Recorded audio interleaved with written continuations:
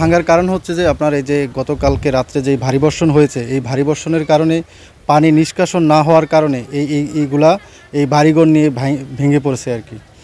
আর এখানে আগে বিগত দিনগুলোতে বিশ্ব রোডে কালভার্টের এখানে একটা কালভার্ট ছিল, ওই কালভার্টটা মানুষ মানে জায়গা কিনা বিভিন্ন নেতাকর্মীরা অথবা বিভিন্ন ব্যক্তিরা এগুলা ভরাট করে কালভার্ট বন্ধ করে দিছে।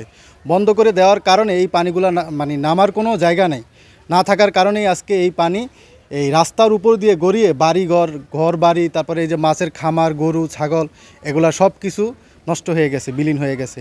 এখানে প্রায় 200-250 পরিবার আজকে দেখা গেছে যে পানিবন্দী, ওনারা রান্না বান্নাও করতে পারতেছেন এই পানির কারণে। এখন আমরা এই ডিসি মহোদয়, তারপরে আমাদের টিনু মহোদয়, এদের দৃষ্টি আকর্ষণ করছি আমাদের এই পানি নিষ্কাশনের কী ধরনের ব্যবস্থা উনি আমাদেরকে করে দেয়, সেজন্য আমরা ডিসি মহোদয়ের কাছে আকুল আবেদন করছি। আমাদের এই বাড়িঘর দুয়ার ভাঙার কারণ হলো সরকারের যে অতীতে যারা রাজনৈতিক নেতারা ছিল, নেতারা খাল এবং প্লাস কালভার্টগুলো সব পূরণ করে বালু দিয়ে পূরণ করে লাইছে এবং বরট করে লাইছে।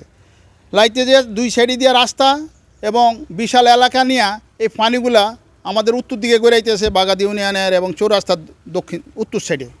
তো ওই পানিগুলা কোনো দিকে নামতে পারতেছে না। জলাশয়ের যে জায়গাগুলো ছিল পানি সরকারি জায়গা, খাল এবং কালভার্টগুলো বন্ধ করে দিয়েছে অতীতের রাজনৈতিক নেতারা দলীয়করণের কারণে করে দেওয়াতে এখন আমাদের জলবদ্ধ হয়ে গেছে এবং আমাদের খাল বিল সব কিছু ধ্বংস হয়ে করে নিছে। করে দেওয়ার পরে এখন বাড়িঘরের উপর দিয়া পানি যাইতেছে এবং বাড়িঘর দুয়ার সব ভাঙ্গা ধ্বংস হয়ে যাইতেছে, গরুর খামার ধ্বংস হয়ে যাইতেছে, মাছের পুকুর খামার ধ্বংস হয়ে যাইতেছে, বাড়িঘর সব ধ্বংস হয়ে যাইতেছে।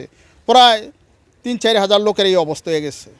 এবং এখনও হালকা হইলো রাস্তার উপরে দিয়ে পানি গড়ানোর পরে এগুলো ভাঙছে, ওগুলা ভিতরে আরও অনেক লোক রয়ে গেছে এই অবস্থায়, দুরবস্থায় পানিবন্দী এলাকার লোক, বাগাদি ইউনিয়ন চৌরাস্তা এলাকা, নিজ গাছতলা এলাকা।